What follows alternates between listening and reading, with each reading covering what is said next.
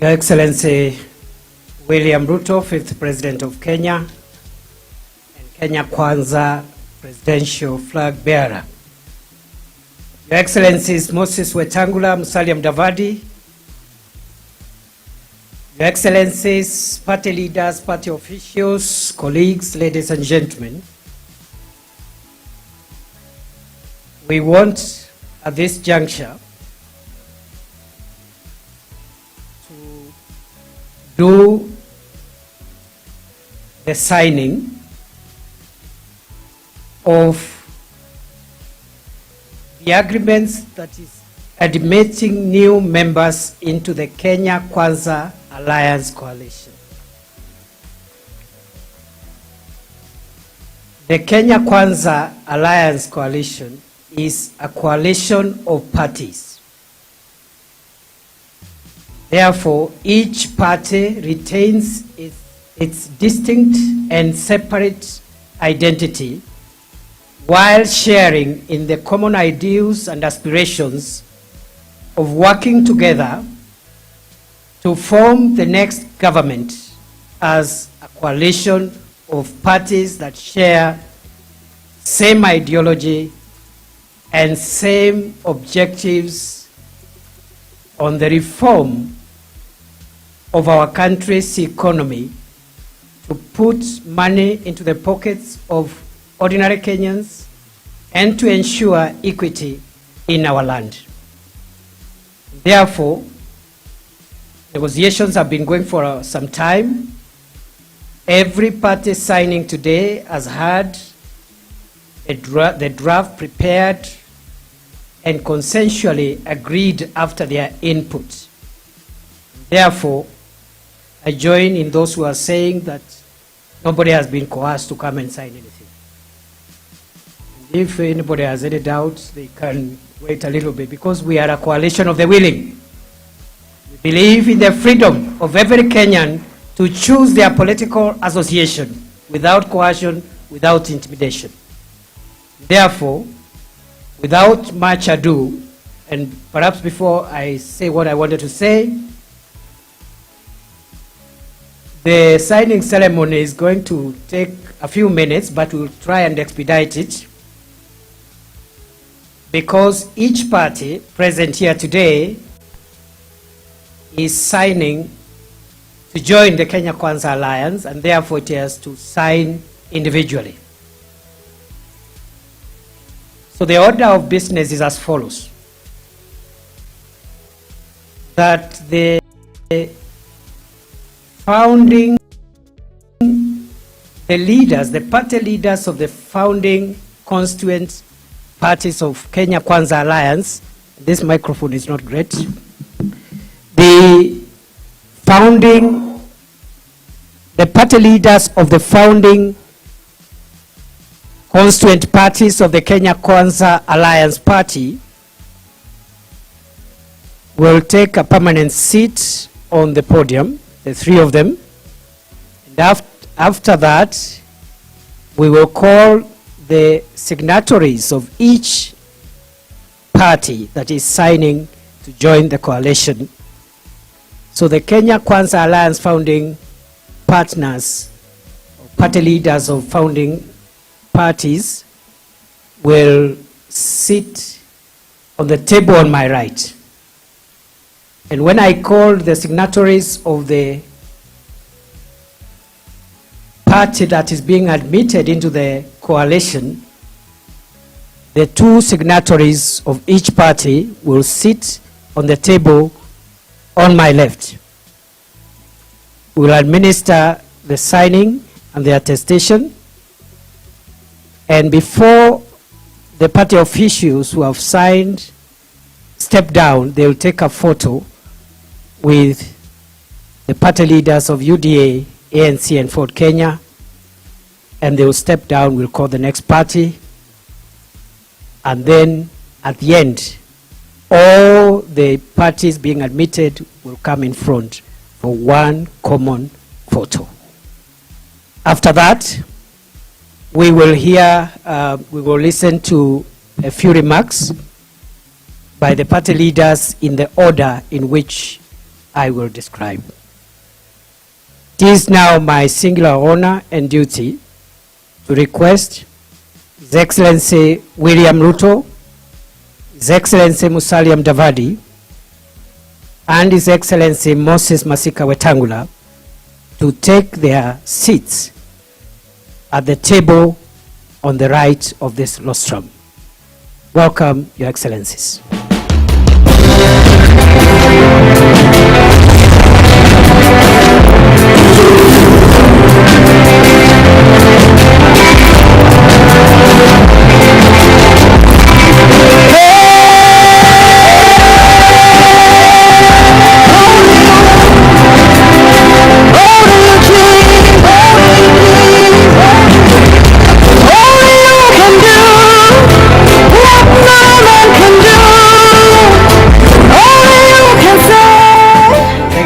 Thank you very much. Just for emphasis, each party signing today is signing a document they have read, understood, and agreed consensually to sign, just for the avoidance of doubt. It's now my honor and privilege to invite the National Chairperson and Secretary General of Chama cha Kazi to take, and the party leader backing them, to take the seats on my left. Welcome, Chairperson, Secretary General.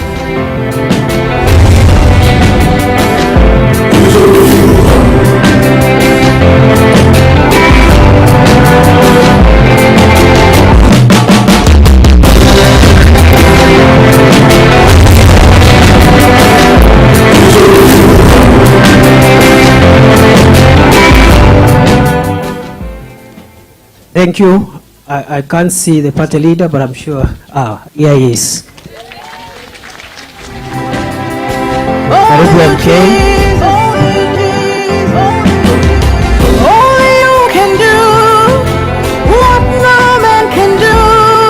Thank you, DJ.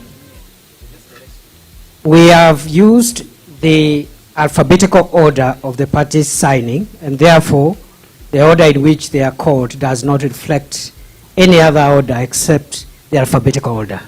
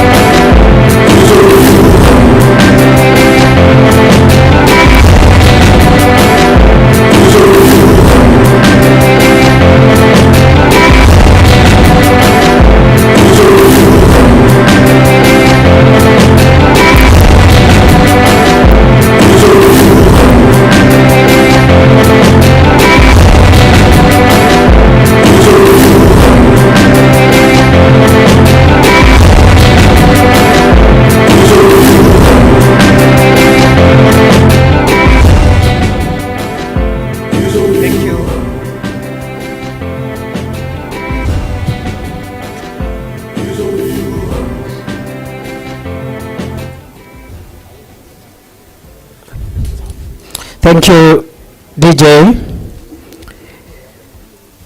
It is now my duty to call the party leader, chairman, and secretary general of Chama cha Kazi to take a photo with the leaders, the party leaders of UDA, ANC, and Ford Kenya.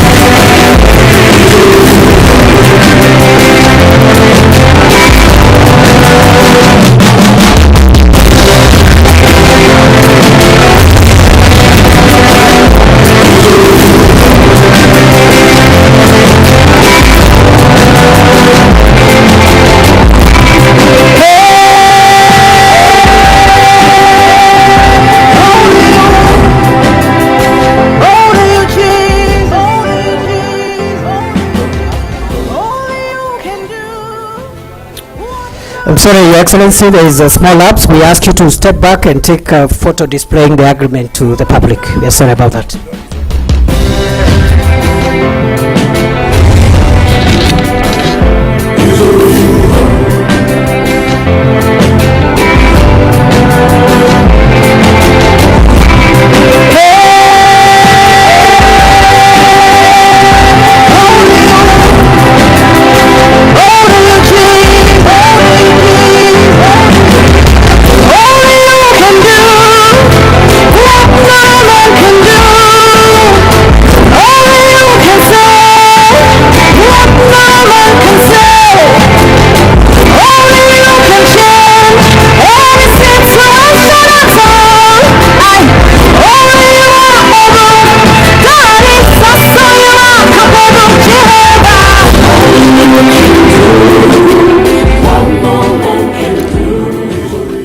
A round of applause for Chama cha Kazi. Chama cha Kazi is now officially a constituent party of Kenya Kwanza Alliance Coalition. Ladies and gentlemen, it is now my pleasure to invite the national chairman and secretary general of the Communist Party of Kenya. A round of applause for the Honorable Mwandawiro Muganga, National Chairperson of the Communist Party of Kenya. Asante na Secretary General. Nimeubeba msalaba wangu, nikufuate wewe uliyenipenda. Nimeitua mizigo yangu kwako, na kufuata wewe unayenipenda. Nimeubeba msalaba wangu, nikufuate wewe unayenipenda. Nimeitua mizigo yangu kwako, na kufuata wewe unayenipenda. Bwana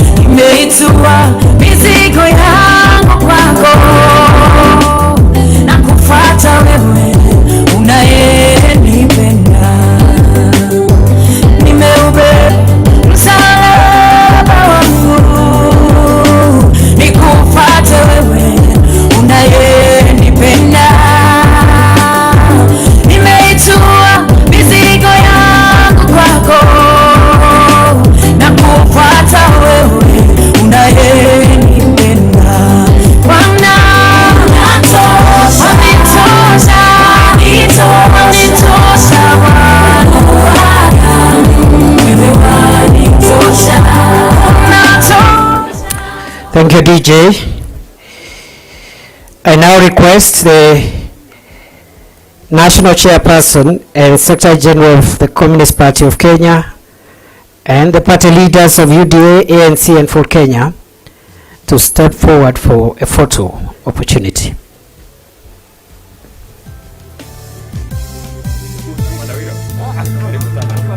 Nimeubeba msalaba wangu, nikufuate wewe uliyenipenda. Nimeitua mizigo yangu kwako, na kufuata wewe unayenipenda. Nimeubeba msalaba wangu, nikufuate wewe unayenipenda.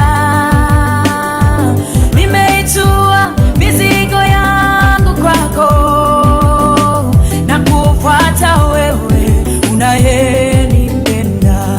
Bwana wanitosha, wanitosha Bwana, wewe wanitosha, wanitosha, wanitosha, Mungu wangu, wewe wanitosha. Salimu amri yako e Baba. It is now my pleasure, on behalf of the legal team here, to declare and attest that the Communist Party of Kenya is now a constituent party of the Kenya Kwanza Alliance Coalition.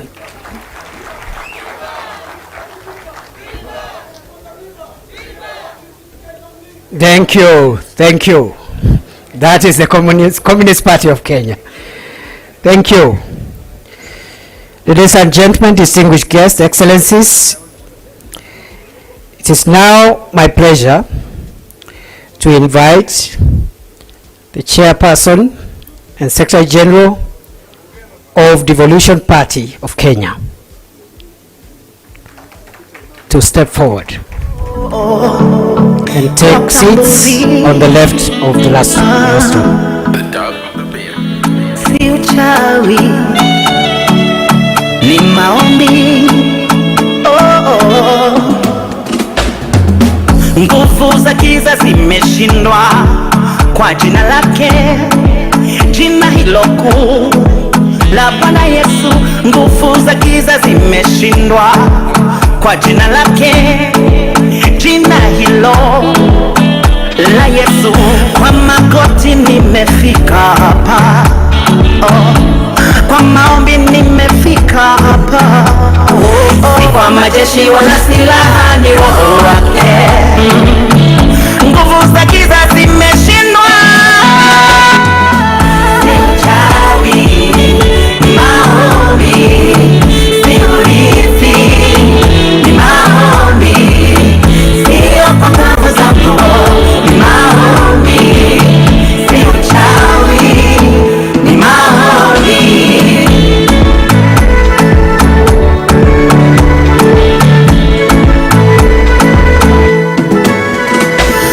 Nimevalia silaha zake zote, zake Mungu, ili nipate simama imara, hata watu 1000 wakianguka karibu nami, 10,000 kuliani mwangu, lakini mimi halitanikaribia. Kwa macho yangu nitayatizama. Si kwa majeshi wala silaha, ni Roho wake. Nguvu za giza zimeshindwa.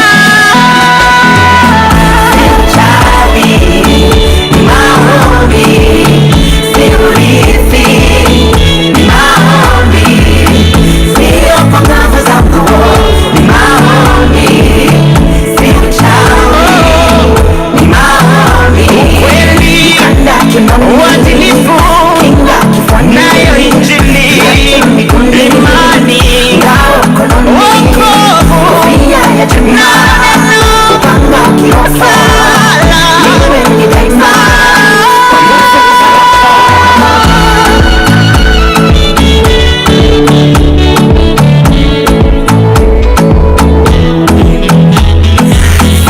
majeshi wana silaha ni roho wake.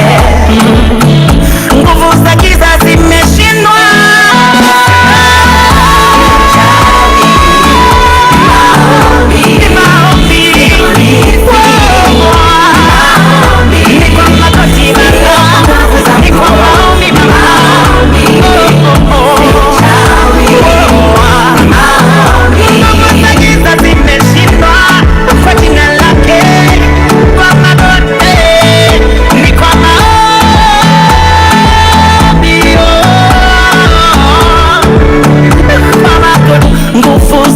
Zimeshindwa kwa jina lake, jina hilo la Yesu.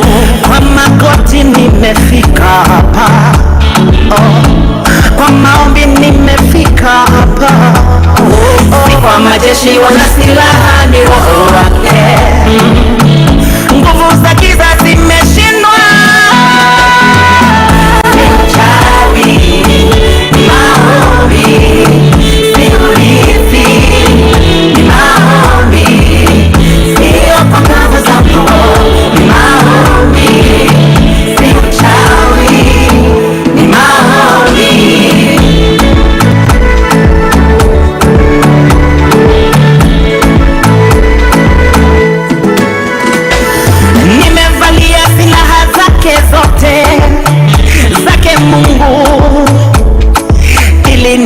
Simama imara hata watu 1000 wakianguka karibu nami, 10,000 kuliani mwangu, lakini mimi halitanikaribia.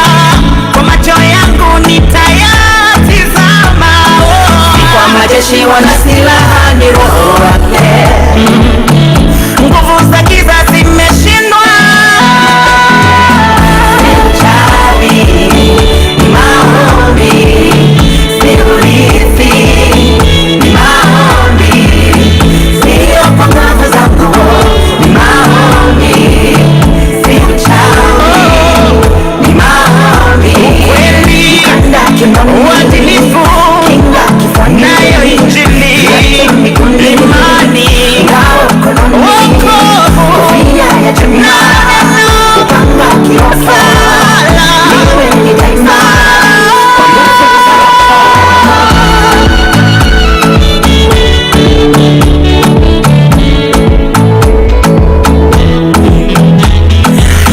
Majeshi wana silaha ni roho wake.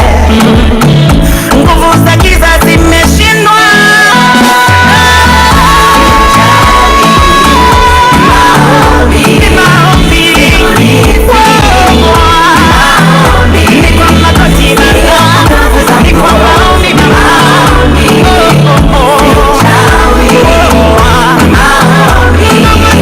Thank you DJ. I now request the Chairperson and Secretary General of Devolution Party of Kenya to step forward for a photo opportunity with the party leaders of UDA, ANC and Ford Kenya.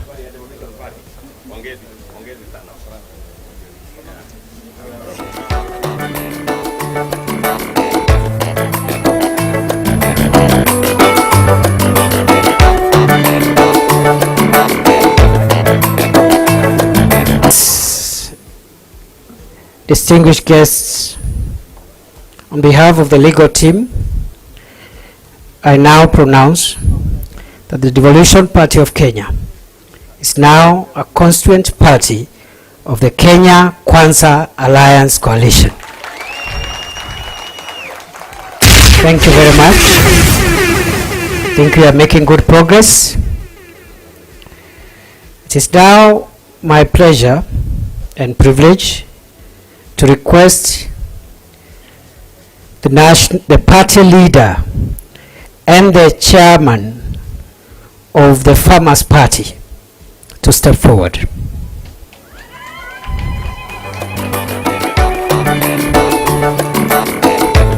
Thank you. Distinguished guests, I now request the party leader and the natural chairperson of the Farmers Party to step forward for a photo opportunity. Oh, we haven't. Oh, sorry.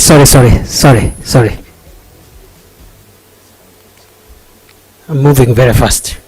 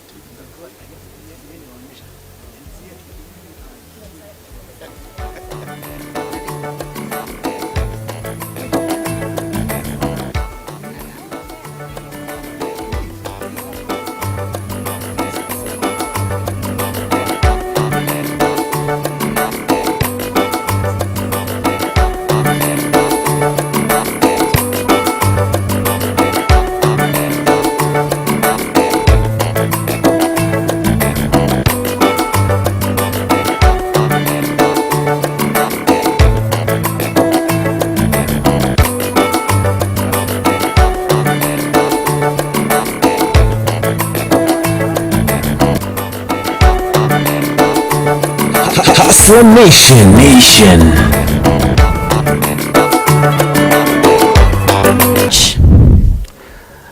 As is the custom, I must say the following. That I now confirm and attest that the Farmers' Party is now a constituent party of the Kenya Kwanza Alliance Coalition. Thank you very much.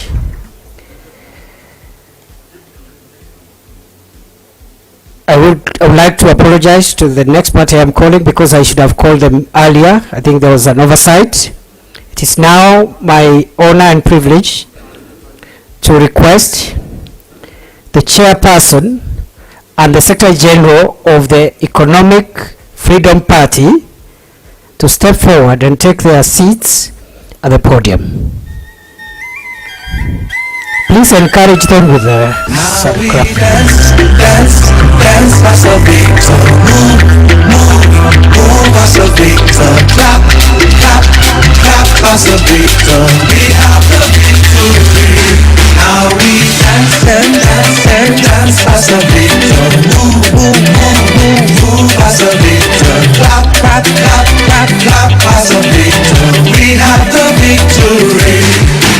I'm a living testimony. My life is full of glory. I move forward only. God has given us victory. I'm the son of the living God. For I'm led by His Spirit. Like the wind, you can stop me. No. God has given us victory. God has given us victory. He has taken away our fears. What did the enemy plan to do? How we dance as a victor.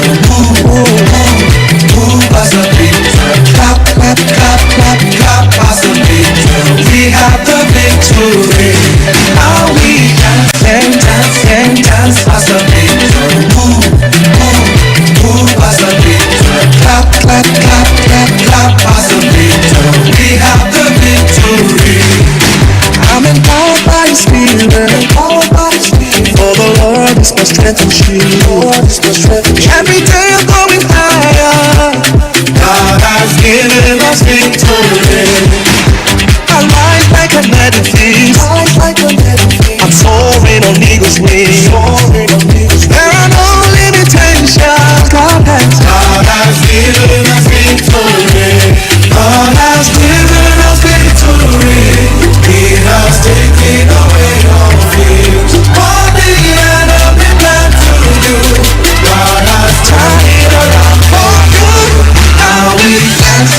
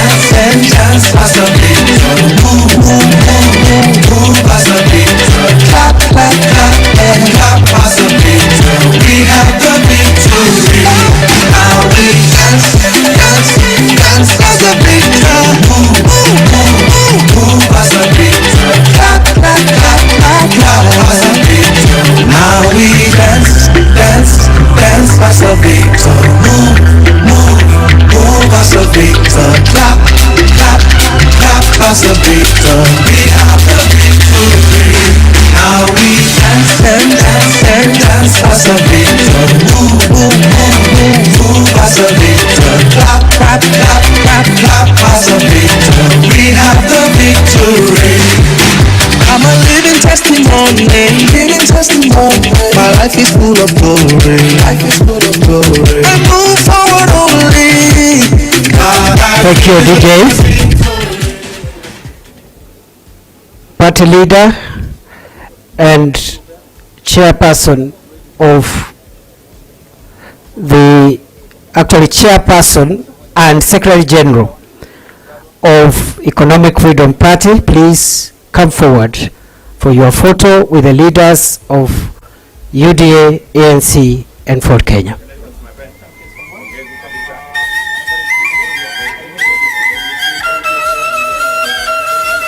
God has given us victory.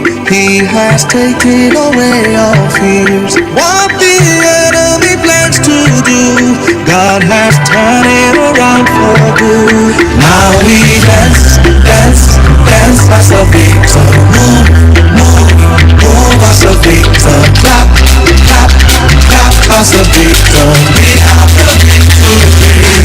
Now we dance and dance and dance as a victor. Move, move, move, move, move as a victor. Clap, clap, clap, clap, clap as a victor. We have the victory. I'm a living testimony, living testimony. My life is full of glory. Life is full of Very well. At this juncture, I request that the party leader and national chairman, and secretary general, the party leader and secretary general of the service party to step forward.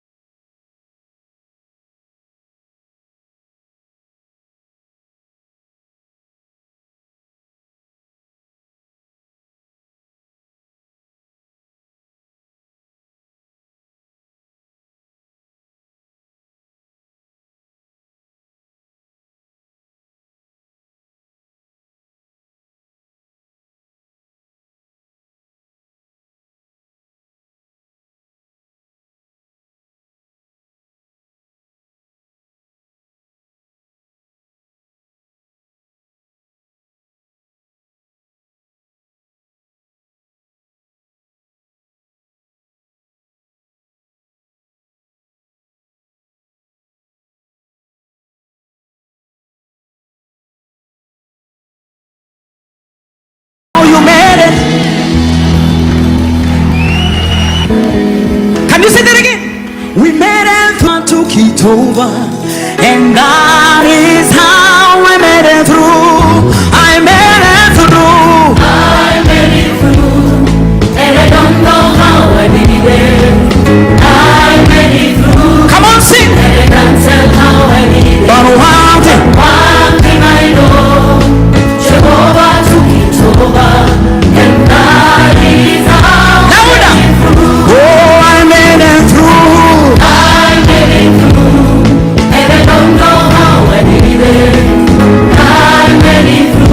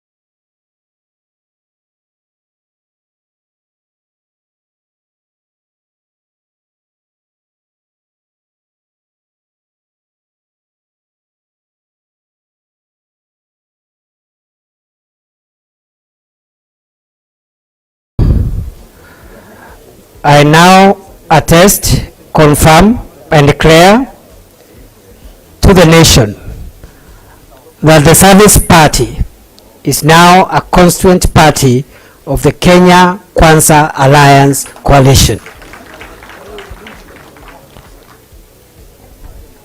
It is now my duty and pleasure to invite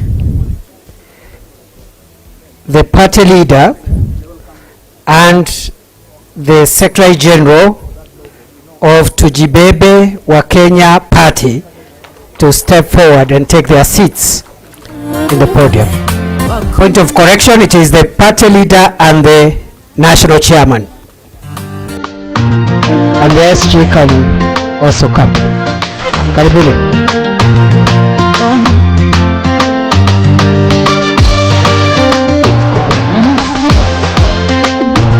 Please let's make haste. Please, I request we reduce unnecessary greetings. Colleagues, kindly, this is a very solemn occasion. I kindly request we keep discipline. You greet the person you are supposed to greet at the right time. It's now the party leader, the national chairperson, and the Secretary General of Tujibebe wa Kenya Party. For the record, we would like to announce that the Democratic Party of Kenya signed an agreement and is a member, a constituent party of Kenya Kwanza Alliance. And therefore, they are already members from Saturday, and the party leader, Speaker Justin Muturi, is present. Thank you very much. I now request the party leader, the national chairperson, and the Secretary General of Tujibebe wa Kenya Party to step forward for the photo opportunity with the leaders of UDA, ANC, and Ford Kenya.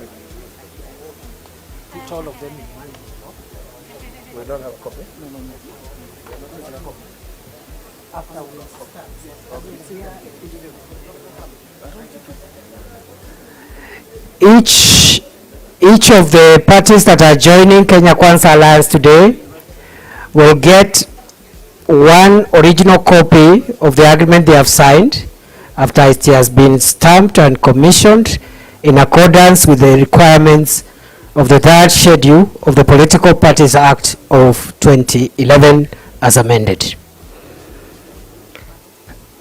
I now request the last for today by alphabet, the leaders, the signatories of the Umoja Maendeleo Party, the party leader and the Secretary General to step forward and take their seats. My colleagues, the advocates who are doing this job, we've come to the end of this legal part. I request kindly His Excellency William Ruto, Excellency Mudavadi, Excellency Wetangula to take photos with your lawyers, and then we will have one other photo and we will close. Now,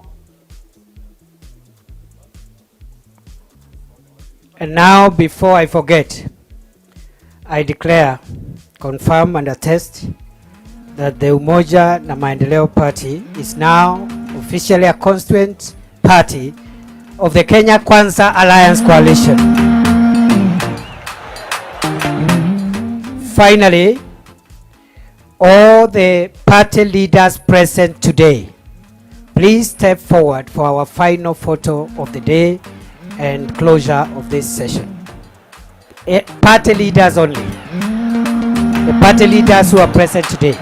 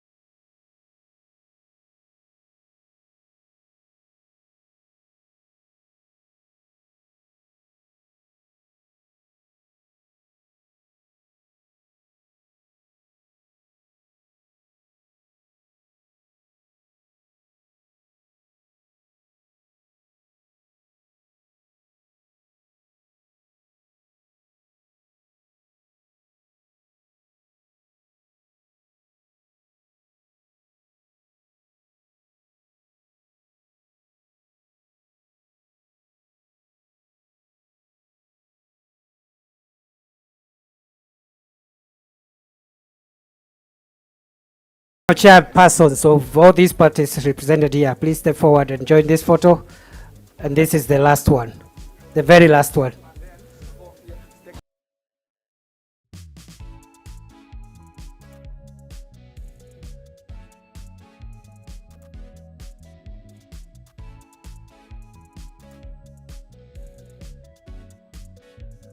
Request everybody on stage to take their seats. And thank you very much for your patience. The legal process is slow and painful, but it's very necessary to avoid the kind of things we are hearing from the other side. Isn't it? We had to do it right. We are very sorry for taking a bit of time. Allow me now to ask everybody on stage to take their seats as I invite the party leader of UDA and Kenya Kwanza presidential flag bearer, His Excellency William Ruto, to make his remarks and invite a few of his colleagues as he may deem necessary. God bless you. Thank you.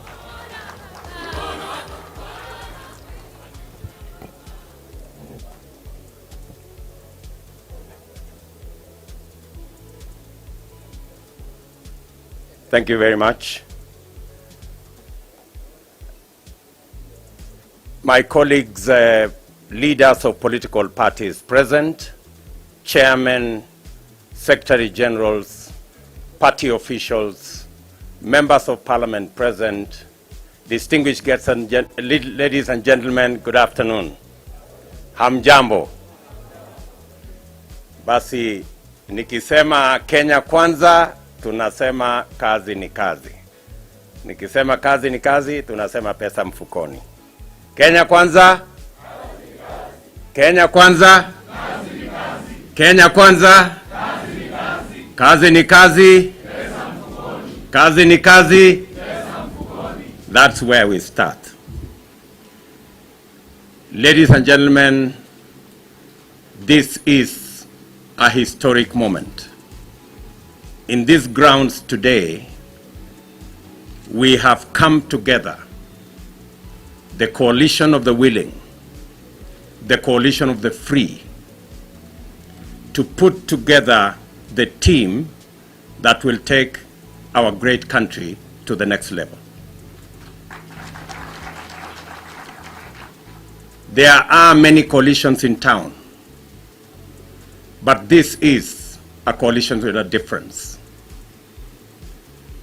The alliance we put together today is the alliance of the free, the alliance of the willing. The other side have the alliance of the intimidated, and the alliance of the blackmailed, and the alliance of the coerced. There is a world of a difference between what is going on here and what is going on elsewhere. The alliance we put together today is an alliance about changing the economy of our country. We have discussed long and hard about the priority of our nation, and we have all come to the conclusion that it is the economy.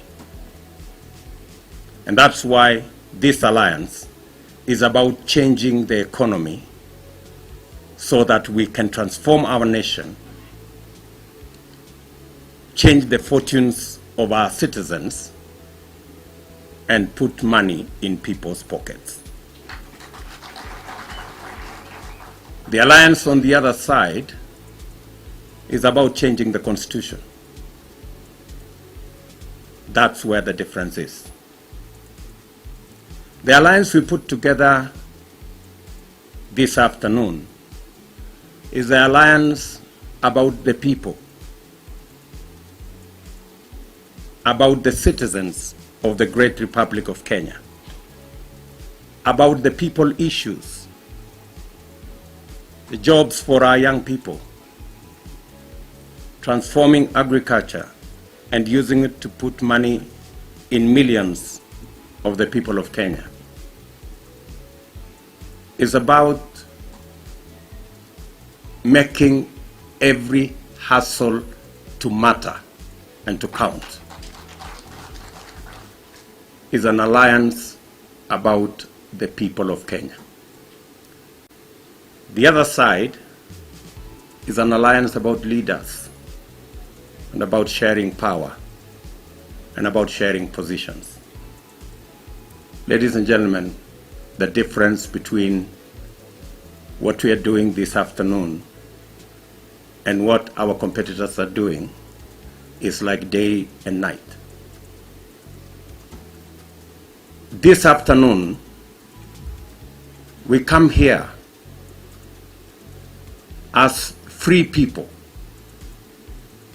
consciously, deliberately engaging ourselves in this exercise.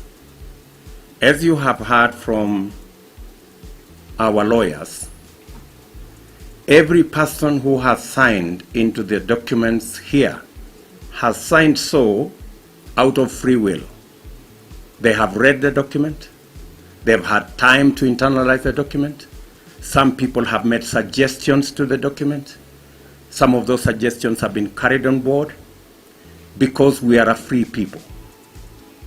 We do not believe that, and it doesn't matter how much power you have or how much influence you have, you cannot blindfold people into an agreement that they have not read, that they have not understood, and that they later have to complain about. I think it is the height of impunity. I also want to say that the team we are putting together this afternoon is the team that will rid our country of the politics of deceit, the politics of betrayal. We are saying loud and clear that a nation is built on the foundation of integrity. That a nation is built on leaders, on the basis of leaders who have integrity. The integrity of a leader is measured by their signature and their word. If your signature and your word means nothing, that confirms that you have no integrity in you. And this afternoon, we are putting together this team because we want to change the political foundation of our nation so that henceforth our political foundation will be built on the firm foundation of integrity, where your word is your bond. If your signature means nothing, if your word means nothing, then you do not deserve any leadership position in our republic. The worst form of corruption is the corruption of trust. If people trust you, they entrust you their emotions, their future, their aspirations, and you cannot keep your word, you abuse their trust, you corrupt their trust. It is the worst form of impunity, and that is why we stand tall as Kenya Kwanza to say we are going to change the political foundation of our country and bring it back to the integrity of every leader and their word and their signature. Good people, we are set on a journey to take Kenya to the next level. I want to persuade my colleagues, party leaders, who together we have signed these documents this afternoon, that this journey is not about a person. This journey is about the people of Kenya, the 50 million people of our great Republic of Kenya. Kenyans out there want an answer. They want a solution. They want to know whether their next meal is secure. They want to know whether they can go to hospital and get treatment. They want to know how their children after school can get a job. Kenyans want answers. We've asked too many questions. It's now time for us to provide the answers. And I am confident that the team we have here and those who are coming to join us soon, and there are many, will take our great country to the next level. We all believe in a peaceful country. We are all planning to have a peaceful election. We are dismantling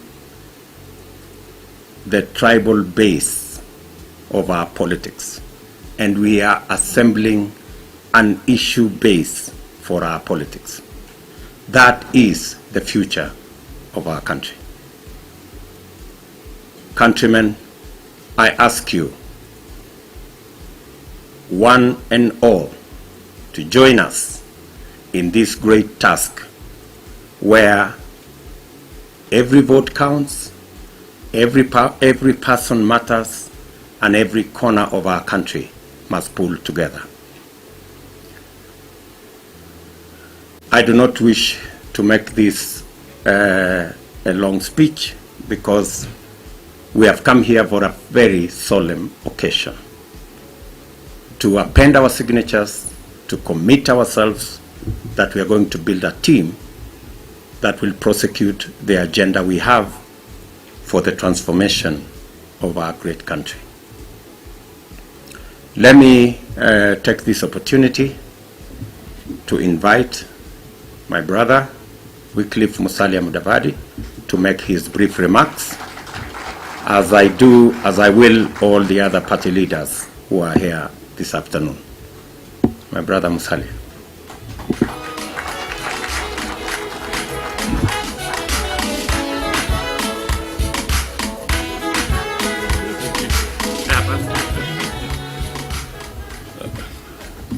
Thank you, Your Excellency, the Deputy President.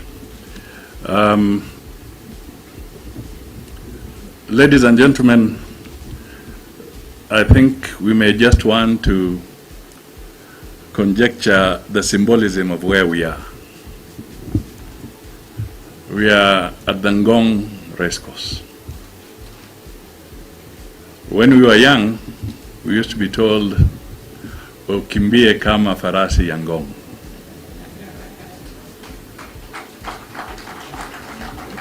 Today, Kenya Kwanza is getting bigger.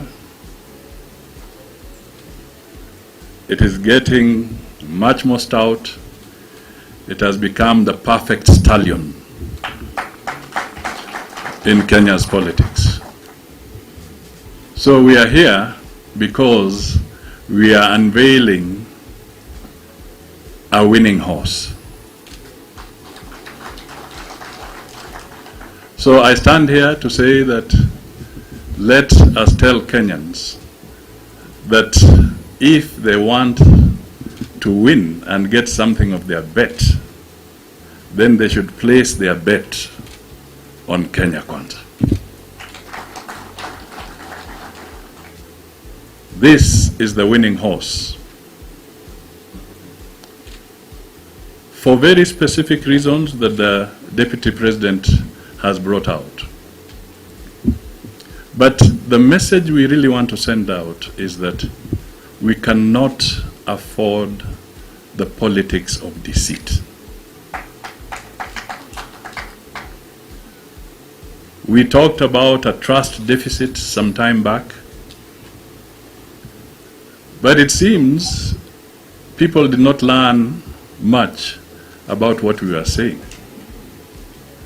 Because right now, what we are seeing somewhere else is that there is a resurrection of that trust deficit. It is still there. And the people on the other side, I can tell you, cannot seal or narrow the trust deficit that Kenyans have been experiencing. Kenya Kwanza wants to put the Kenyans ahead of everything else. We want to put Kenyans first. Azimio are dancing themselves lame before the race or the dance has started.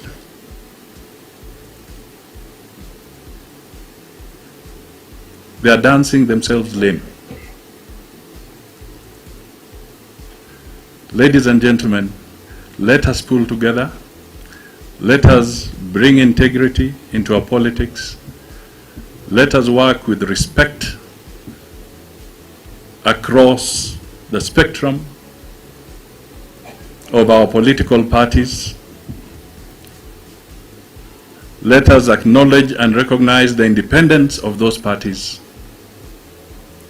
But let us build a common collective for the benefit of the people of Kenya. And I know the leadership that has presented itself here voluntarily in broad daylight is speaking for millions of Kenyans. Kenya Kwanza shall succeed.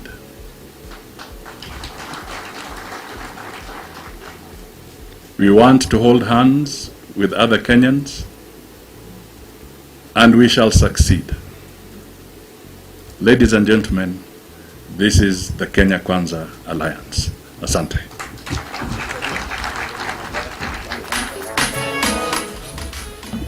Let me ask my good brother Moses Wetangula to come and make his very brief remarks. One of my favorite writers, Shaban Robert, would have called this siku ya watenzi wote. And we are here today to affirm and reaffirm our commitment to our country. Paul Newman in the verdict would have said, there's no other day, this is the day. And indeed, this is the day. Because here, we are assembled to show Kenyans that with the will, the determination, and the commitment demonstrated here this morning and this early afternoon, Kenya is truly in safe hands. It's in safe hands because every single leadership of the parties that have been here have a good history with all of us. I'm delighted to see my distinguished old client Mwandawiro Mganga coming here to sign, my own classmate, the Speaker of the National Assembly, Justin Muturi, Martin Wambora, when I was a young magistrate in Nakuru. He was then the personal assistant to the dreaded PC, Hezekiah Oyugi. And he was our mentor then. And all of us, we can describe everybody and our association.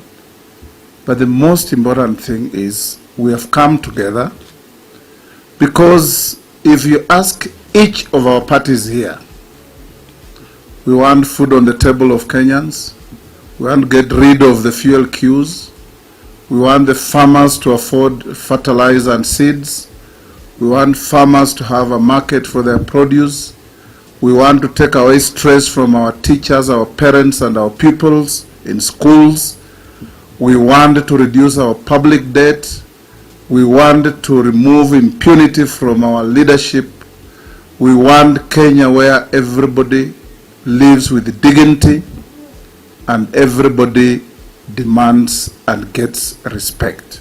That is the Kenya we are creating here today. Our competitors will fall in the realm of what senior lawyers can tell you here, that there are certain people, after shaking hands with them, you have to check whether you have all your fingers on your hands. Because they have a serious trust deficit. And if your signature means nothing, what then will be the value of your word? Absolutely nothing. We've gone through this hog with many of them, and we know them, we can identify them even from the back as we walk forward. But today, I want to urge all of us, in the words of John F. Kennedy, ask not what Kenya Kwanza will do for you. Ask what you will do for Kenya Kwanza to make Kenya a great country. Because Kenya is a great country, constantly punching below its weight because of a deficit of leadership.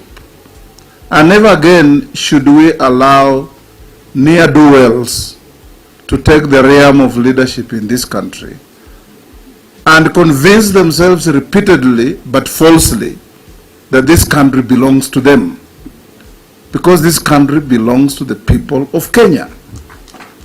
And it's the people of Kenya who will decide on 9th of August the leadership, and that leadership is right here with us.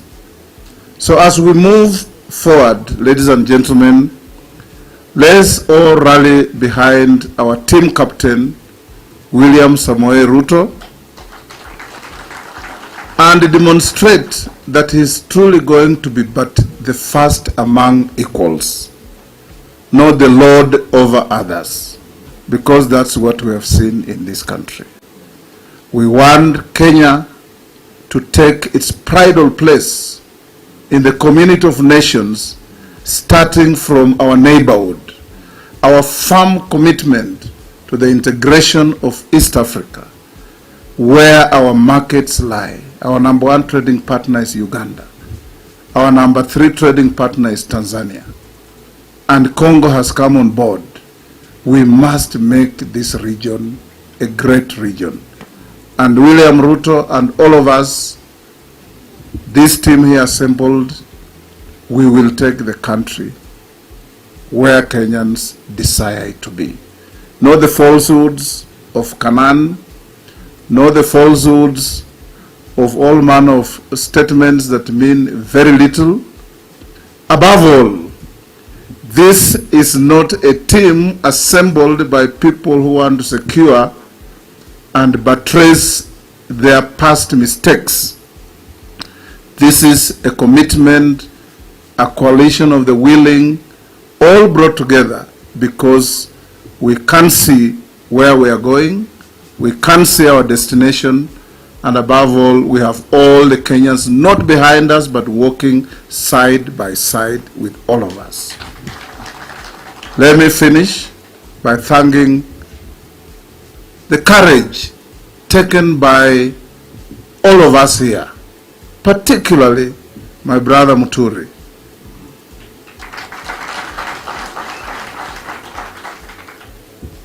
And like I said, your brother, the Speaker of the Senate, would have loved to be here, but he's busy nursing votes in Bungoma for his return as our governor.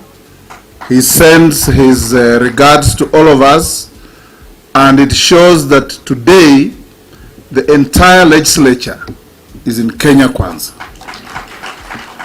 The judiciary demonstrated the other day that they are not partisan, but they stand for the truth and they uphold the rule of law in this country. So what is left? A hollow shell on the side of the executive that will not hold anything, whatever you try to do. Allow me now to invite my brother Justin Muturi, who's one of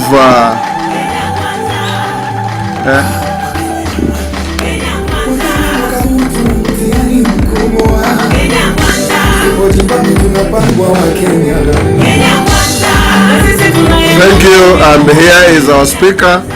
One of his distinctive introductions is that mimi nilikuwa classmate ya Waita. Yes. Thank you very much, Moses. What Moses did not tell you is that when we met in Bunge, former Speaker Francis Ole Kaparo would want to chastise us whenever you would hear some people shouting kijana, kijana, because Ole Kaparo did not imagine that there were vijanas in Parliament. Good afternoon, ladies and gentlemen, fellow party leaders, members of Parliament, officials of many parties that have come together here today willingly. Like I said on Saturday, when I signed with my Secretary General and the leadership of the Democratic Party that we joined this alliance, not because anybody persuaded us, but because we were convinced that it is in this alliance that the hopes of the 50 million Kenyans lie. And ladies and gentlemen, I don't need to repeat what has been said by my colleagues and our captain, the Deputy President, about the issues that Moses has also articulated and MM on the question of what you stand for. If you wish to be remembered, ladies and gentlemen, and you have appended your signature, stick to it. The Honorable Professor Kidiki did indicate, and I agree with him, that we all read this document. We have contributed to its contents, and we can now assure the rest of the country that it is a document designed to take this country to the next level. Please, let us all in one accord stand by this alliance so that we will be distinguished as indeed backing a horse and not a mule. I'm sure you know the difference between those two animals. My brother, the Honorable His Excellency Musalia Mudavadi, did give the description about those animals. I'm sure we all know what the mule is good for. So, ladies and gentlemen, I'm here myself to attest, and that's why I've taken my time. As you know, I'd already signed on Saturday. But to affirm my commitment, I have stuck here to witness my brothers and sisters who have come on board also appending their signature and signifying to the country that this indeed is a tsunami that or the earthquake that the Honorable Wycliffe Musalia Mudavadi predicted. It is happening right here. And like I did say, we will walk the talk. Let us not be told that there is this or the other where we cannot go. We know, like many of us, that there have been many attempts to try and intimidate many of the political leaders, party leaders particularly. You've seen it's already happening in my own party. But take it from me, we will overcome that. That's a small, it's a molehill. We will climb mountains. So please, for those that are desirous of trying to begin that old game, please just know and remember this: it's only a fool that does one thing repeatedly and hoping to get different results. You tried it with my brother Moses Wetangula's Fund Kenya, you failed. You tried with others, my brother Festus Mwangi Kionjori, you failed. You tried with Jibebe, you failed. And many others who are here. So I can only assure you that even on this one, you will miserably fail. Because we are determined to work with Kenyans side by side in ensuring that there is every Kenyan has food on the table, and the many issues that we stand for, we want this country to move forward. And we cannot move this country forward if all we live in is history. We cannot allow history to enslave us. And those that are going to join part of that history after 9th of August, please, let Kenyans go. I'm sure for some of you, I may be speaking in parables, but I'm sure this the August 9th is very easy to remember, that very soon many people will become part of that history. And we'll be reading that history. So my good brothers and sisters, mine is to encourage every one of us that please let us rededicate ourselves in the achievement to achieve what we have set ourselves to in this alliance. Thank you very much. God bless you. And ladies and gentlemen, I will be seeking your permission that I exit immediately, because as you know, the House is, the Honorable Duale made some rules that it must sit at exactly 2:30. And even though there are some people who are planning some things, the Honorable Duale and the others have assured me that we will be. So I want to go and meet them in advance. Thank you very much. God bless you.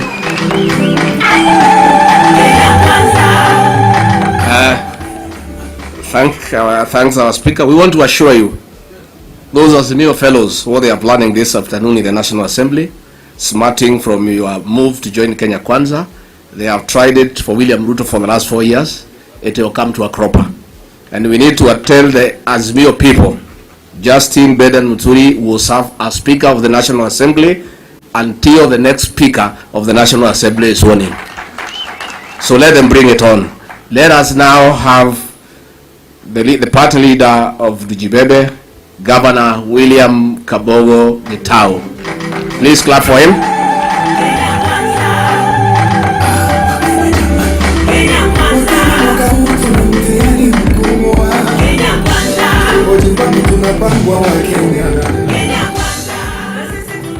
Naam, Mheshimiwa Naibu wa Rais, viongozi wa vyama mbalimbali, itifaki zote zikiheshimika, niruhusu kusema Kiswahili kwa sababu ukialikwa kama namba 4 au 5 utajipata maneno yote yamesemwa na wewe huna lolote au chochote cha kusema.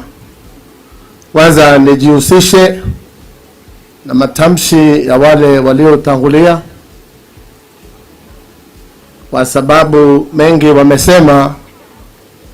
Vile vile Ndio hivyo mimi ninavyoelewa. Kwanza niseme chama chetu cha Tujibebe wa Kenya Party au Jibebe ukipenda, tumejiunga na Kenya Kwanza kwa hiari yetu sisi wenyewe. Hatukusukumwa wala kuvurutwa. Na ni kwa sababu lengo letu kama chama cha Tujibebe ni kuinua hali ya maisha wa Kenya. Kila Mkenya ainuke, ajibebe, na sote pamoja tuweze kutengeneza taifa letu la Kenya, haswa kiuchumi, na ni uchumi wa mifuko ya Wakenya. Lakini sitataka kusahau machache. Mheshimiwa Naibu wa Rais, umesema mimi ni mzee lakini tunaendelea kusoma. Nimesikia umesema kuna ufisadi wa aina ya uaminifu, na hiyo nimesoma leo, sikuweza kujua hapo mbeleni. Na ni kweli, kwa sababu wengi usahau. Tunakaa kama yule mnyama anaitwa ngiri, akifukuzwa kidogo, akifika pale anasahau. Kitu mimi ningependa kusema, nafikiri Mheshimiwa Wetangula amesema hapa, tusijiulize ni nini Kenya Kwanza itafanyia Wakenya. Wakenya wajiulize ni kitu gani watafanya na Kenya Kwanza. Na mimi ningependa kusema kinyume ya hiyo kidogo. Niseme Wakenya wamesema miaka mingi, kama kwetu tunasema dhuraku, kuumera, ni kwenda kupiga kura ukijua serikali unayochagua itakuwa ya manufaa kwako kama Mkenya. Kwa hivyo ningependa kusema kama Kenya Kwanza, lengo letu la kwanza ni kutimiza mahitaji na matakwa ya Wakenya wakiwa wote milioni 50. Pia niseme, nimeona huenda tunazungumza nyumba fulani ya poromoka. Na niwajulishe, nyumba mrefu kama KICC, ukiona inaporomoka na usimame na uanze kuiangalia na kuisema, itakuporomokea. Kwa hivyo tuachane na wale ambao nyumba zao zinaporomoka. Sisi tugange nyumba yetu hii ya Kenya Kwanza, na tuombe Mwenyezi Mungu aweze kutujalia tuweze kuchukua serikali mwezi wa 9 na kuanza kuboresha maisha ya Wakenya walio wengi. Kwa sababu viongozi ni wengi, nataka niachie hapo na nikuhakikishie Mheshimiwa Mdavadi, tulikuwa turuke pamoja na wewe pale Bomas. Nikasimama nikasema, mimi yale umesema, mimi fikira zangu naye pia zinaandamana na yale wewe umesema. Sikujua utaruka kesho. Kwa hivyo tukifika mahali tuzonge pamoja, usiniwache nyuma. Kwa sababu sasa imekuwa mimi ni namba 4 na nilikuwa namba 3. Lakini bila hiyo nashukuru Mungu kuwa niko hapa kwa mapenzi yake Mwenyezi Mungu, na roho yangu nipo hapa na sitoki hapa. Na mimi sina matusi na mtu yeyote. Nimesema mara kwa mara Mheshimiwa Rais ni rafiki yangu, lakini hii kazi sio ya urafiki jamani. Hii kazi ni Kenya yetu. Wao wamefanya yao. Sasa wakati umewadia kikatiba kuweza kuondoka, kustaafu, na sisi wenyewe tushikilie gurudumu kulingana na mapenzi ya Mwenyezi Mungu na katiba yetu. Kwa hayo machache, nashukuru kuwa hapa, najivunia kuwa hapa, na tunahofia wengi pia watakuja. Kwa hivyo tukae tumefungua mikono na kusema kwa Mwenyezi Mungu tusaidie baba. Asante. Your Excellency, I'll seek your indulgence.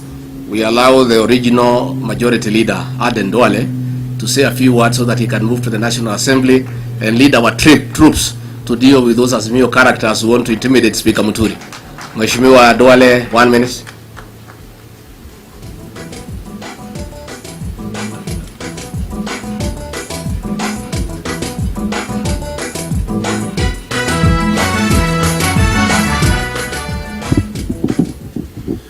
Your Excellency the Deputy President and our captain for 2022 August general election, Honorable Musalia Mudavadi, Honorable Moses Wetangula, and our key other leaders, party leaders, chairs, secretary generals, and our rank and file. I think today is a good day. I am not a party leader, but I've been, unfortunately, I've been a founder member of many parties, beginning with ODM, URP. There was a small party called PDR that later turned into UDA, and then Jubilee, and now we are in Kenya Kwanza. And I have a share of my history, like all these leaders, on the politics of deceit and betrayal. But I really want to ask our leader here, the Deputy President. Our leader, you have an opportunity to bring to an end the culture of political deceit and betrayal that has characterized the pre-independence and post-independence governments. And until, the framers of our Constitution in 2010 insulated your office as a Deputy President.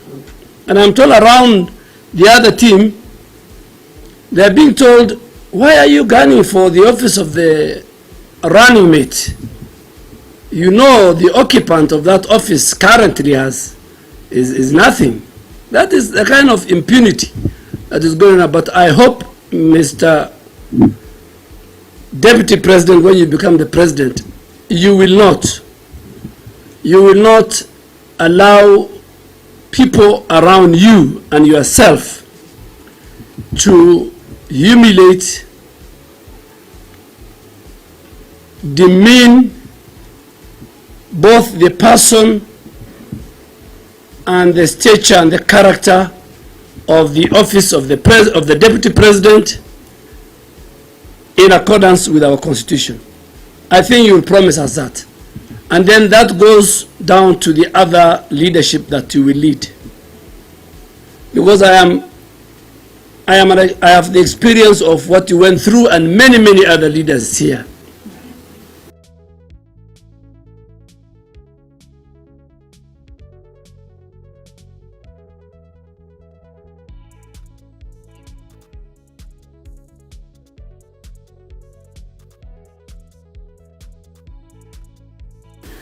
Secondly and finally,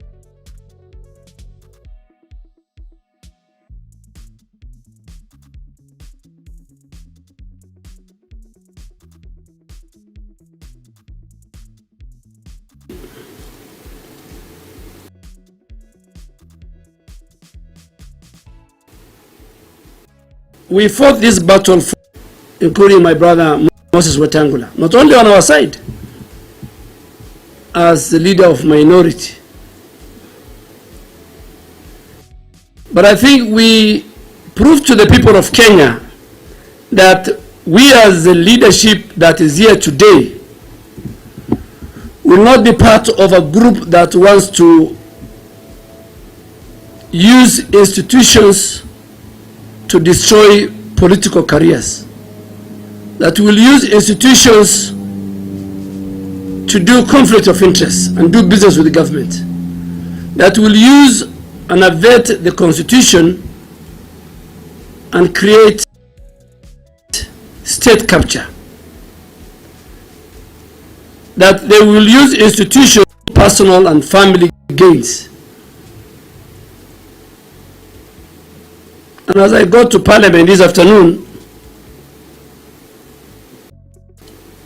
I want us to assure the people of Kenya, our captain, that this alliance represents the unity of our people, that this alliance will represent the revival of our economy, that this alliance represents how we shall deal with the debt crisis, that this alliance will represent how we restore the safety and security of the citizens and never allow many of our people to die in extrajudicial killing. So I want to urge all these leaders that it's not about the position that we are going to take. It's about how to bring back the dignity and the stature of the people and the country called Kenya. And finally, if you allow me, our captain, let me go tell Azimio team and also the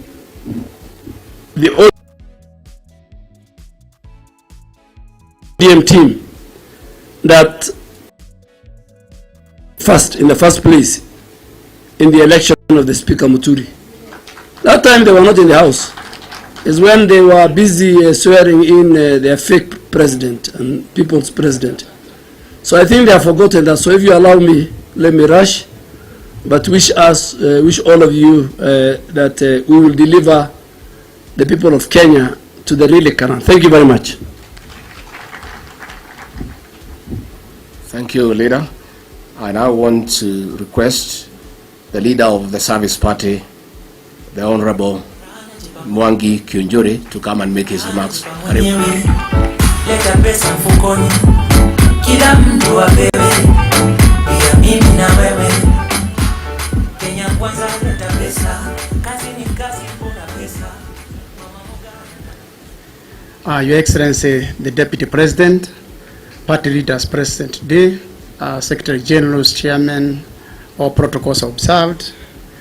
We as TSP family, we are happy to have joined you today. That we were invited, we honored this invitation because we believe in this cause. We came here because we have a purpose.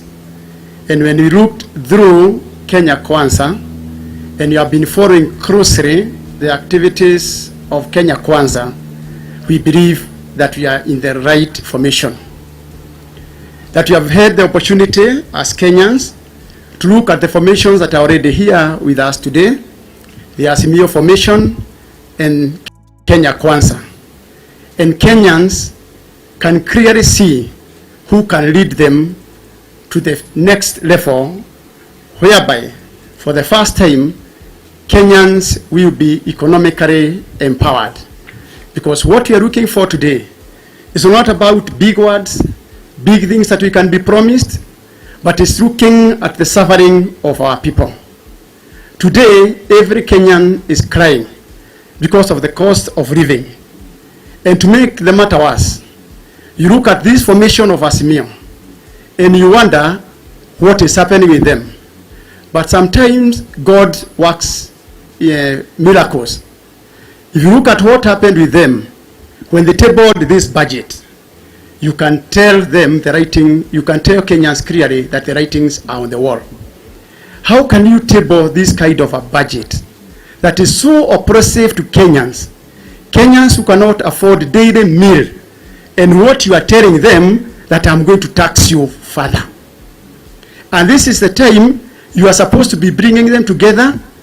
At least, even if you are clever enough, you could have at least inserted some few lines there, lie to them that you lower the cost of their living. But you are telling them on the face that it is not enough. I have not dealt with you. I'm going to deal with you now. That you elect us, and we have no sympathy of your children who are not going to school, of those people who cannot pay their loans, of those people who cannot educate their children, and you don't care. However, Your Excellency, if you look at the journey that we have walked through and what you have gone through with this system, we have already tried to tell them that the most important thing today is to ensure that a Kenyan can wake up, feed his family, because if a Kenyan cannot feed his family, you have denied him any other dignity that he can enjoy. That men and women wake up today, some of them confess that they try to come back home late when the children have already gone to sleep. Because the questions that are going to face them, Dad, are we not going to eat today? It is no longer women who are answering the question. Men are answering questions that our women, our mothers should be answering. And therefore for us, we have joined and we have been with you. We are not joining today. It's not that it's only that we have not been properly admitted. I've already assured you time and again that this journey we are walking together. The most important for us today is to ensure not only that we are going to empower Kenyans, not only that we are going to give our young people meaningful employment, but we must assure them, we must free them from state capture. That this country must belong to all of us. Today, this country has owners, people who decide, a few of them, who will be employed where, which project you go where. They will even decide who will go to jail tomorrow, who should be investigated for this and that. We must free our people from these people. The final words to God, after the miracles were performed, the final words to Pharaoh was, let my people go. Our final word to Asmio, and your major principle, is that you must let Kenyans go. You must free Kenyans. And if you attempt to follow them, what will happen to you is the disaster that happened at the Red Sea. We are going to push you to the oblivion. There is no way Kenyans will sit down again and allow you people to decide their fate when they can decide their fate through the ballot. We want to assure you, you can ban all the words that you want to ban. But our people must be enlightened. We have to allow them know that we cannot trust you. We must allow you to know that you are not deep state. Kenyans are deep state. And therefore, kula tutachunga. Because you have no other option. You have only been left with only one option. Intimidating Kenyans, making them believe that you can steal an election. You cannot do that. Tuko ngangare, watu wako sawasawa. Ya mwisho. Wakati nilikuwa shule form 4, tulikuwa na methali tulikuwa tunasema. And I looked at this alignment ya Azimio. And Moses tried to emphasize on it, and also my brother Musalia Mudavadi, of who are in that formation. Nikakumbuka hiyo shairi, kuriodokea Bwana abaye kujeba ni tabiaye. Akaoana na mwanamke mwivi jaye. Wakawa wakiulizana kizazi kitakuwa namna gani. Mungu akawabariki, mtoto akazaliwa. Lakini mtoto mkono ukakaa umekunjwa. Wakashika jia wakanenda kwa mganga. Kwa mganga mkono ukafuguka. Kube Kanama alikuwa ameiba pete ya mkunga.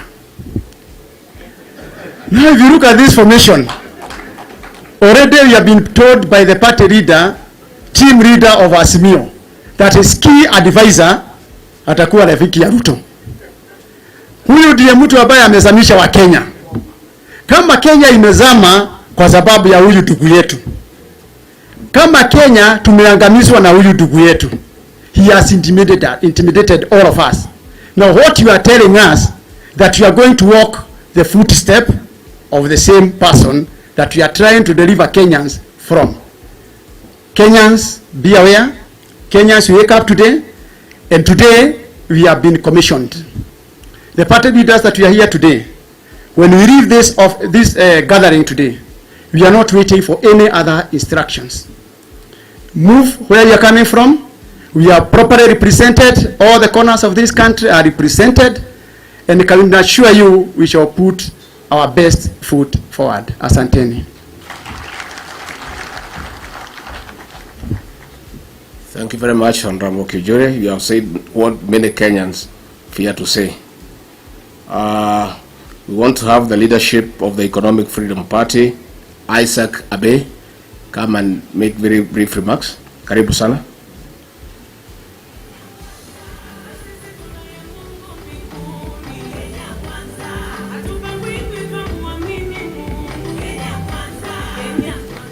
Your Excellency, the Deputy President of the Republic of Kenya, Party Leader, ANC, Mheshimiwa Musalia Mudavadi, Party leader for Kenya,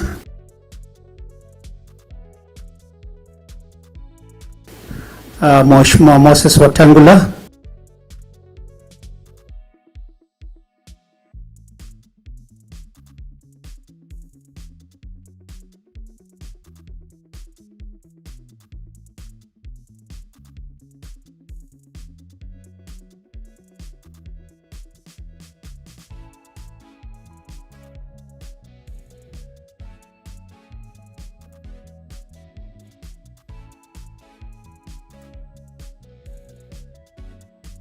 Other party leaders, secretary generals, and party therein, pesa mfukoni.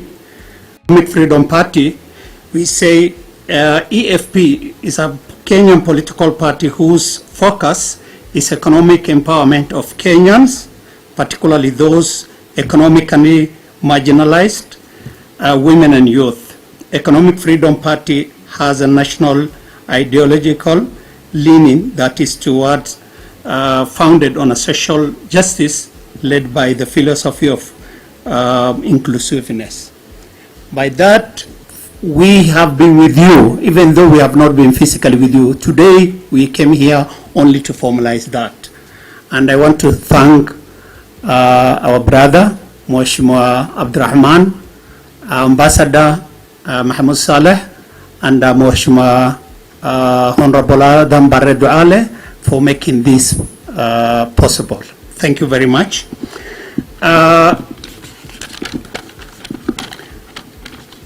Ladies and gentlemen, it is after careful reflection that we, the party, Economic Freedom Party that take care of marginalized Kenyan, that we here today to officially join Kenya Kwanza Alliance, led by the Deputy President, His Excellency William Samoei Ruto.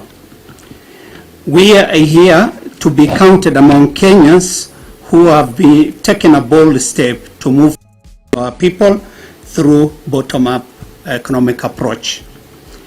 EFP believe in the best days of Kenyans ahead by growing economy from the grassroots.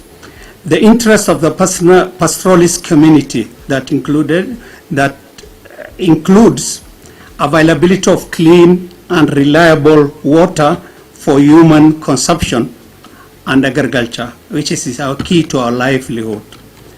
The establishment of a better animal husbandry and establishment of meat processing industries is essential to our addressing our long-term economic needs.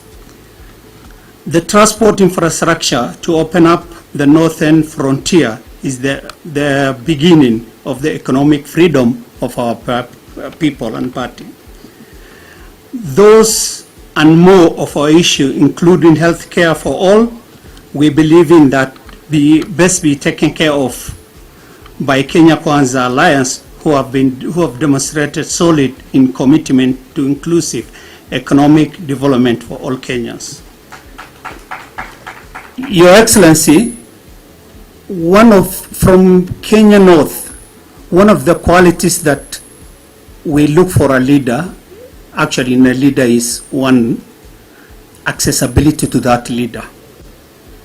Two, that leader, when he greets, he always bend and lower his shoulder for even the shortest person to reach. And without any doubt, even those who are opposing you today, they all give you that credit, you are that leader.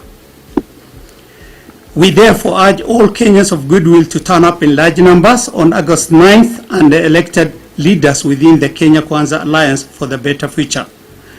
We join UDA, unlike other political parties, for healthier nation, a cohesive nation, a prosperous nation, a respected nation among community of nations, and for we believe Kenya first, Kenya Kwanza, and economic freedom. Thank you so much, and we are very grateful. I now want to call my brother, friend, and colleague, the leader of chama cha kazi, the Honorable Moses Kuria, the Member of Parliament for Gatundu South, and I'm sure he has some greetings from Ishaweri.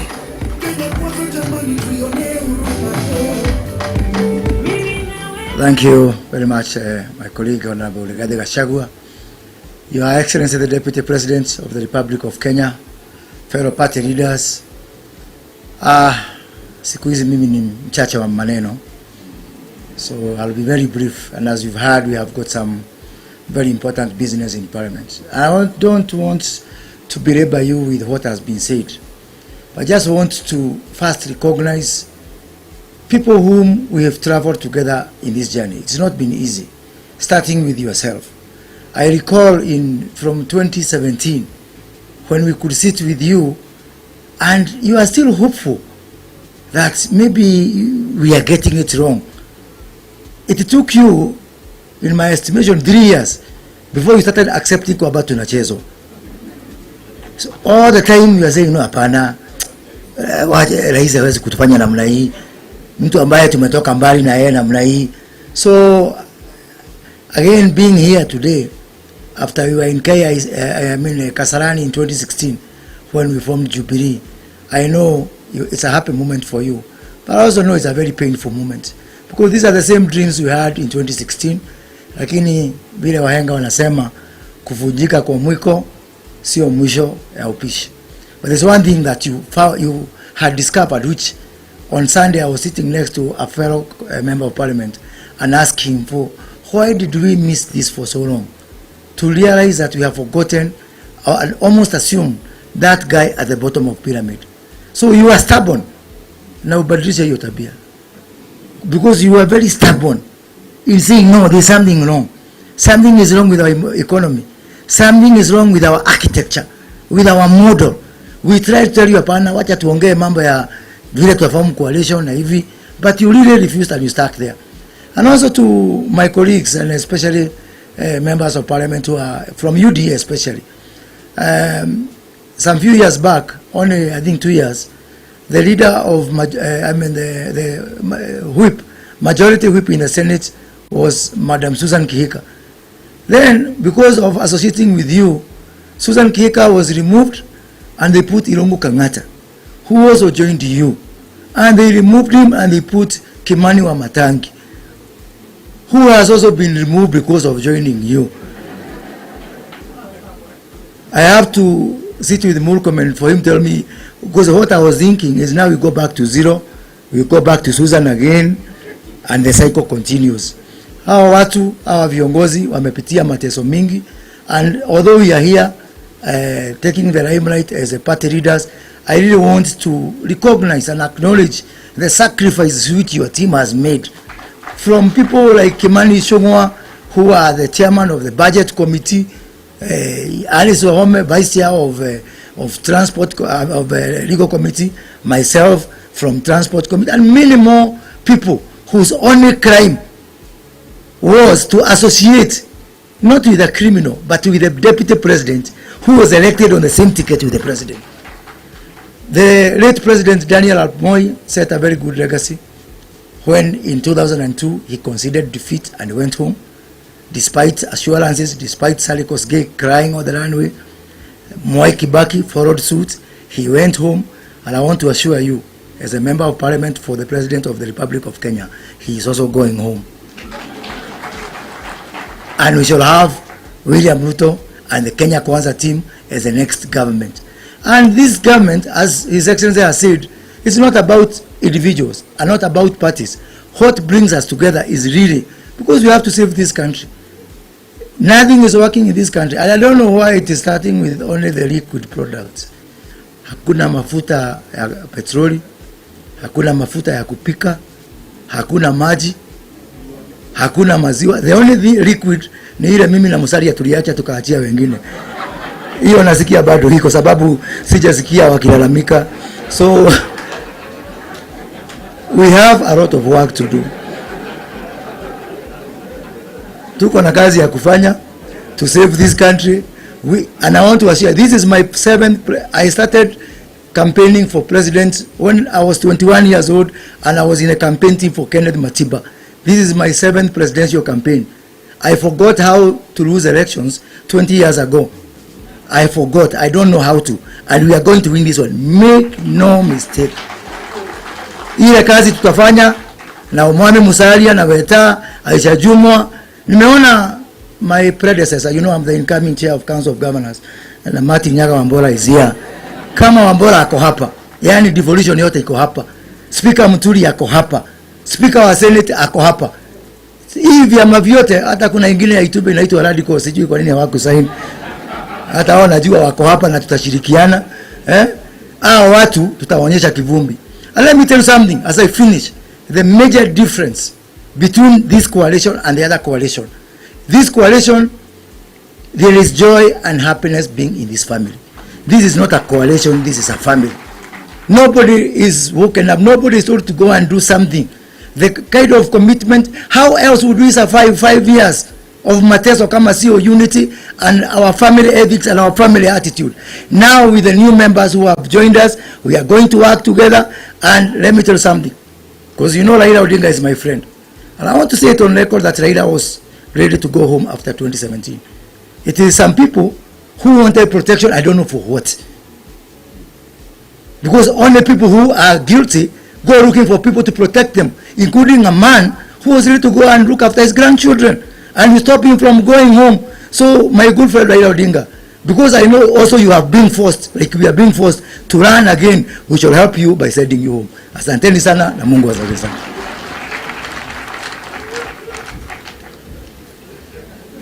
Thank you. Let me call the leader of the Devolution Party, Sofia Kada. Karibu, madam. Makofi.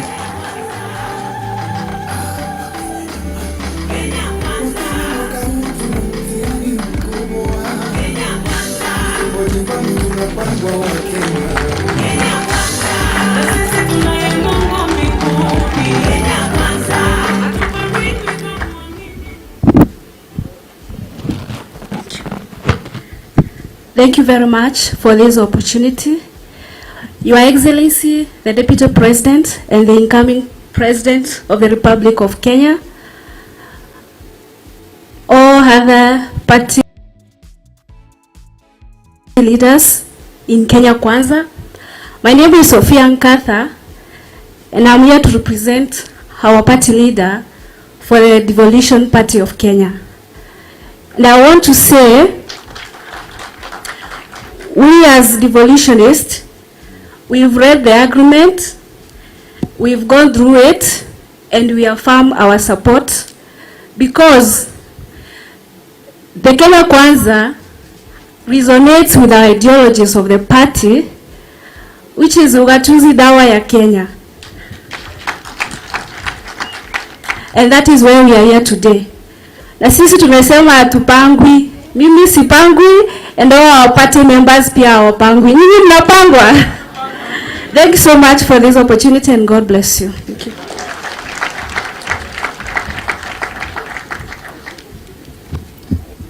Thank you. We want to call the party leader of Umoja na Maendeleo, Governor Martin Wambora, who is also the chairman of the Council of Governors. Karibu, Governor.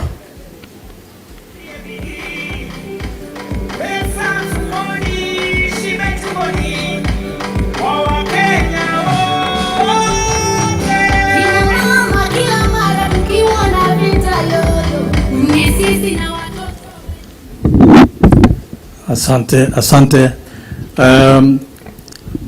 Your Excellency, the Deputy President, and also the leader of the coalition, the founding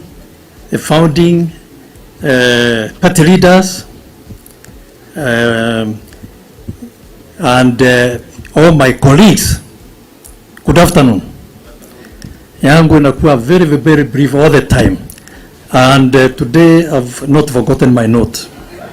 Niko as being invited by the Governor Mutarajiwa wa Kakamega, I'm indeed very delighted by this function because it has, as somebody said earlier, it is a real earthquake. There is no doubt. The real earthquake which was forecasted by the party leader of ANC inaendelea. May I also say that I'm very, very impressed by the leadership. I'm completely at home here. Niko nyumbani. And it's for a very simple reason. I've met old friends, starting with Weta. I welcomed you in Nakuru when I was a young administrator, and we formed a very good friendship, and I'm happy to work with you again. Alafu, party leader of ANC, he has been my customer in 2013, 2017, kule country view, huko Embu. Your room 1, 2, 3 are still there. 1, 2, 3, ukiwa katikati, and your bodyguards on the sides. Karibu, karibu. Alafu, our leader, the oncoming 5th President of the Republic of Kenya and Commander-in-Chief of the Armed Forces, His Excellency William Ruto. You have impressed me. You have been a friend of mine, and I like your style of leadership. The reason why I brought my wife to your place last time, he was not believing that I can make a call and unasema kunja mara moja na nikaja. She was not believing that, because some other leaders can take even 2 weeks before they give you an appointment. And I can assure you, she was very, very happy when I was coming here, to knowing that I'm coming to a friend. Now, may I also say that your leadership style is one which has really impressed me very, very much. You are hands-on, unlike many, many leaders. Things cannot go wrong when you are hands-on. I've also discovered that you are action-oriented. Action. In a small way, uko Runyenjes, uko Embu constituency, people call me Sheko. Sheko means action. And now, wapi chairman wangu? Chairman ako hapo. Wapi Secretary General? I want to honor you mara moja. Kutoka leo, all the posters, all the billboards will bear the picture of our great leader, William Ruto, mara moja.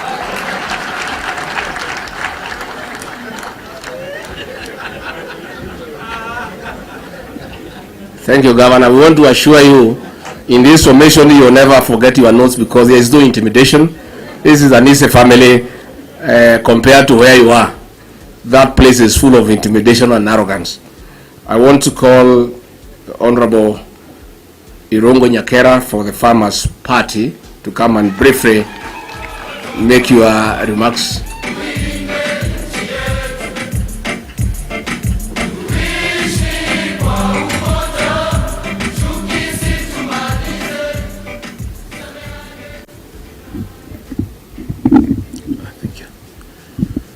Your Excellency, the Deputy President, William Samoei Ruto, and also the 5th President of the Republic of Kenya, the other party leaders, SGs, party officials, ladies and gentlemen. Today, Farmers Party is very happy to be here. At last, we feel that the farmers of this country have finally found a home. And what we know is that the farmers of this country, which is actually the majority, have felt that the leadership has abandoned them. They have seen that in what we've been seeing, the prices of the commodities are coming down. The prices and payment to farmers coming down. The costs that farmers have to pay for, from the cost of inputs to all the other costs coming up and escalating, as we have seen with the cost of fertilizer. Farmers feel that a lot needs to change, that they are tired being at the bottom of the pyramid. Today, the poorest among us are the farmers. When the children are being kicked out of school, it's the farmers' children that are kicked out first. When people are unable to pay for their medical bills, it's the farmers at the front line of being unable to pay their bills. And as such, we feel that this Kenya Kwanza will be looking at the interests of the farmers who are, as I said, are the majority of the Kenyans. Your Excellency, in Kenya Kwanza, we hope that you can make farmers a priority within your structures. And for that to be done, there are a few things that we need to think about for the farmers. First is that agriculture was devolved, and it's a devolved function under the Constitution of 2010. And as such, we need to empower the county governments and give them a lot more support for them to be able to support farmers and work with them closely. And for that to happen, there are things like extension services that were killed after the 2010 Constitution. We really, that's why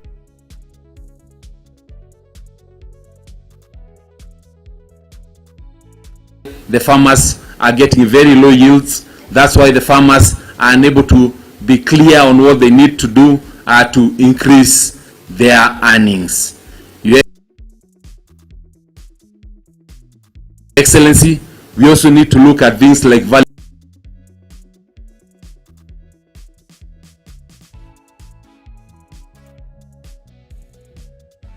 addition.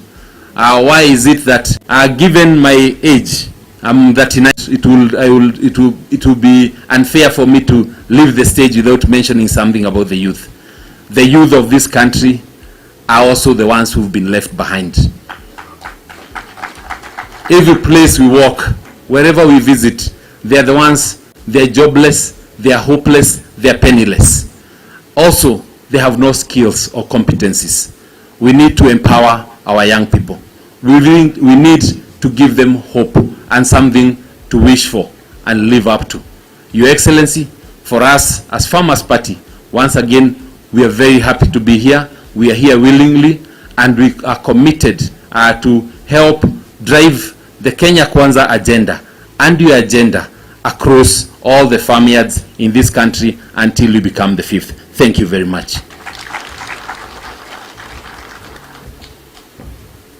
Thank you. It's a turn now for the Communist Party, the Honorable Wandawiro. Come and kindly make some brief remarks.